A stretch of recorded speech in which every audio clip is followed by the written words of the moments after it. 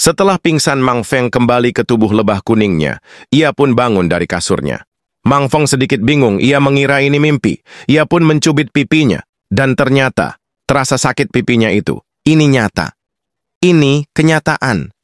Mang Feng tidak sedang bermimpi. Sekarang ia memiliki dua tubuh. Tubuh manusia yang sekarang berada di dalam markas naga luar angkasa. Dan tubuh lebah kuning yang ada di Pulau Langit. Ini bukan teriskai kalau gitu, ini seperti memiliki avatar di dunia lain. Wah, Mang Feng merasa senang akan hal itu. Tapi Mang Feng malah merasakan pusing luar biasa. Ia merasa mau muntah karena suatu hal. Ini pasti efek dari tubuh manusianya yang sekarang masih berada di dalam tabung dengan cairan merah. Mang Feng merasa sakitnya sampai ke tubuh lebahnya ini. Itu artinya jika tubuh Mang Feng manusia mengalami kerusakan parah, itu artinya ia bakal terisekai ke alam baka. Waduh, gaswat. Tapi sekarang dirinya baik-baik saja.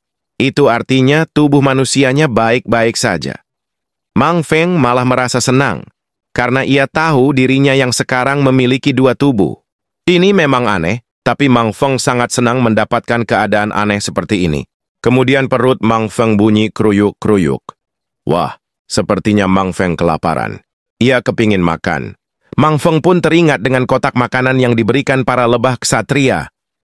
Tapi kotaknya malah mengurung sesuatu yang kecil. Apa itu? Kenapa malah nangis? Mang Feng pun membuka kotak makannya dan serangga di dalamnya langsung ketakutan. Ia langsung pucat karena mau dilahap sama Mang Feng. Mang Feng pun mengambilnya, tapi serangganya malah minta tolong. Tolong, jangan makan aku tidak enak. Tolong. Lah bodo amat, perutku lapar. Ucap Mang Feng sambil melahap serangga kecil itu. Dan ternyata rasanya seperti udang mentah. Hambar dan ada rasa amisnya. Cuy, menjijikkan sekali rasanya. Kenapa lebah mau memakan ini? Nggak enak. Ketika tidak jadi dimakan, si serangga kecil malah nangis lagi. Ia merasa terhina jadinya nangis. Ya, gimana tidak terhina? Untuk serangga sekelas ngengat, ia memang sudah menjadi takdirnya menjadi santapan lebah. Tapi tidak dimakan dan dikatain menjijikan. Itu benar-benar kata yang menghina dirinya serta kaumnya. Sudahlah, berisik sekali kau ini. Mau ngengat, mau cacing, saya nggak suka ya nggak suka. Nggak usah merasa terhina, pergi sono. Ucap Mang Feng sambil mengeluarkan si ngengat. Si ngengat yang diusir pun merasa bingung. Ia yang harusnya jadi santapan lebah malah diusir.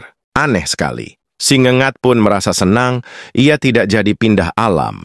Ia langsung berbinar-binar karena masih hidup di dunia ini. Sungguh keajaiban. Akan tetapi ada lebah pekerja yang melihat si ngengat. Mereka langsung tergiur dan mau menangkap si ngengat. Lihat itu ngengatnya, ia tampak menggoda. Iya, kayaknya dikasih garam sedikit jadi tambah maknyus. Waduh, tolong buka pintunya kakak. Tolong buka sekarang pintunya. Teriak ngengat menggedor-gedor pintu rumah Mang Feng. Ada apa lagi? Ucap Mang Feng membukakan pintunya. Awanda Amam sekarang adalah tuanku.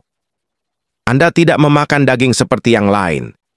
Anda juga menyelamatkanku. Jadi sekarang aku akan mengabdi kepada Anda. Tolong izinkan aku pulang sambil diantar Anda tuanku. Lah, kenapa harus aku? Lagian perutku sedang lapar, apa kau punya sesuatu untuk aku makan? Walah gaswat, malahan si Mang Feng kelaparan. Si ngengat jadi syok. Si ngengat pun memasuki rumah Mang Feng. Dan ia memberitahu Mang Feng kalau dia bisa memakan serbuk sari dari bunga yang ada di sekitar sini.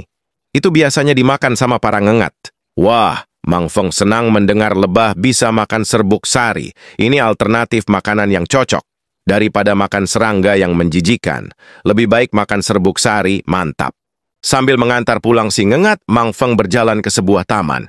Mereka sedang mencari serbuk sari untuk dimakan Mang Feng. Dan ketemu, itu ada bunga roti merah. Bunga itu memiliki serbuk sari yang enak. Mang Feng bisa memakannya. Si ngengat mengingatkan kalau tuannya itu cukup memakan serbuk sarinya, bukan sama bunganya sekalian. Tapi udah dimakan, Mang Feng sudah tidak lapar lagi.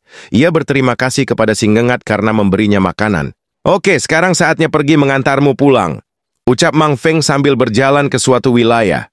Di tengah perjalanan si ngengat mengatakan kalau dirinya memiliki adik yang berharga. Mungkin si adik sekarang sedang menangis karena ia mengira kakaknya ini sudah pindah alam. Si adik pasti senang melihat dirinya sekarang masih hidup dan baik-baik saja. Akan tetapi, ketika ia sampai, ia malah mendapati adiknya sedang memohon-mohon kepada Tawon. Ia memohon kepada si Tawon untuk mengembalikan kakaknya, sebagai gantinya ia akan bekerja sepanjang hidupnya. Tapi si Tawon malah menyerang Ngengat itu. Ia mengatakan bahwa takdir Ngengat memang menjadi makanan. Jadi, jangan protes dengan takdirmu. Waduh, sang adik malah pasrah mendapati dirinya diceramahi si Tawon. Takdir Ngengat memang kejam. Ayah, ibu, dan saudaranya sudah menjadi makan siang para lebah. Sekarang ia merasa tinggal menunggu giliran saja ketika ia juga menjadi makan siang para lebah. Akan tetapi, Mang Feng dan si kakak Ngengat datang. Si Ngengat memanggil adiknya dengan kencang. Adik Yue, ini kakakmu. Kakakmu ini baik-baik saja, adik Yue. Wah, kakak Wei. Kakak Wei, kau baik-baik saja. Aku senang sekali kakak Wei baik-baik saja. Apa ini keajaiban? Hei Tawon, kau yang kemarin menjualku menjadi makanan. Sekarang aku baik-baik saja. Kontrak kita sudah berakhir. Aku masih hidup, sekarang pergi dari rumahku. Aku tidak sudi melihatmu di sini. Ucap si Ngengat Wei. Si Tawon merasa tersinggung mendengar ucapan dari makanan. Ia adalah Tawon, bukan serangga sembarangan. Si Tawon malah jadi bingung, kenapa si Ngengat masih hidup? Harusnya ia sudah ada di dalam perut, malahan masih hidup. Kalau begitu, biarkan kakak Tawon ini memindahkanmu di perutku. Kebetulan sekali aku belum makan pencuci mulut, sepertinya kau cocok menjadi hidangan pencuci mulut. Walah, malah mau disantap. Hei kau Tawon, hentikan perbuatanmu. Aku melarangmu memakan temanku, ucap Mang Feng. Ngengat ini santapanku, jadi yang berhak melakukan sesuatu padanya adalah aku. Kau tidak boleh menyakiti makanan yang sekarang menjadi temanku. Jika kau tidak terima akan hal itu, kau bisa melawanku sekarang. Aku akan melayanimu. Waduh, lebah kuning. Si Tawon kaget. Ia tidak mau berurusan dengan lebah kuning. Bahaya soalnya. Si Ngengat pun berterima kasih kepada Mang Feng. Ia senang sekali dianggap teman oleh Mang Feng. Selama hidupnya ia cuma dijadikan bahan makanan. Sekarang ada seekor lebah yang menganggapnya teman. Mang Feng pun tersenyum melihat keimutan Ngengat Wei. Ia akan melindungi Wei dengan kemamunya saat ini. Ampuni aku lebah kuning, ampuni aku. Aku tidak tahu kalau Ngengat itu adalah temanmu. Tolong ampuni aku, ucap Tawon sambil bersujud. Mang Feng pun bertanya kepada Ngengat Wei. Kenapa si Tawon malah bersujud ketakutan ketika melihat dirinya? Emang ada apa? Ngengat Wei pun menjelaskan, kalau lebah kuning memang ditakuti oleh semua serangga di sini. Soalnya lebah kuning adalah penguasa Pulau Langit. Sudah sewajarnya lebah kuning ditakuti semua serangga penghuni Pulau Langit. Mang Feng pun memahaminya, ia menyuruh si Tawon untuk pergi dan jangan lagi menjadikan Ngengat Wei sebagai makanan. Karena dia adalah temanku. Siap laksanakan Tuan Lebah.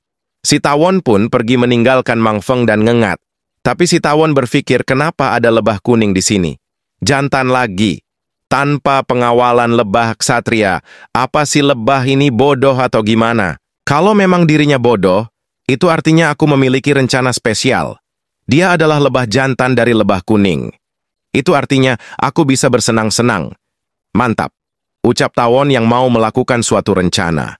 Kemudian kembali ke rumah Mang Feng. Lebah Man dan Lebah Meng memanggil-manggil nama Mang Feng, tapi Mang Feng tidak keluar. Sepertinya Mang Feng pergi. Apa yang harus kita lakukan, Lebah Bie? Lebah Bie pun melihat ada jejak kaki. Dan itu ada 2 kelak kaki. Artinya si Mang Feng bersama seekor serangga pergi. Dan arahnya menuju ke pusat kota. Kita harus menjemputnya segera. Sebelum terjadi sesuatu kepada Mang Feng.